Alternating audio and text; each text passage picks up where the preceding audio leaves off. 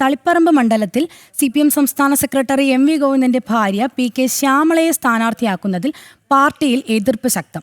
കടുത്ത പോരാട്ടം നടക്കുന്ന തളിപ്പറമ്പിൽ മണ്ഡലം നിലനിർത്താൻ കഴിയില്ലെന്ന പൊതുവികാരമാണുള്ളത്. സമൂഹമാധ്യമങ്ങളിൽ ഉൾപ്പെടെ വിയോജിപ്പ് പ്രകടിപ്പിച്ച് പാർട്ടി അണികളും അനുഭാവികളും രംഗത്തെത്തി.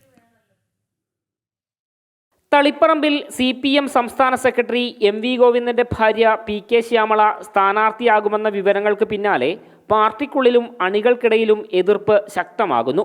CPM ശക്തി കേന്ദ്രം എന്ന് വിശേഷിപ്പിക്കപ്പെടുന്ന തളിപ്പറമ്പിൽ കഴിഞ്ഞ തവണ സംസ്ഥാന സെക്രട്ടറി MV ഗോവിന്ദൻ തന്നെ കടുത്ത മത്സരമാണ് നേരിടേണ്ടി വന്നത്.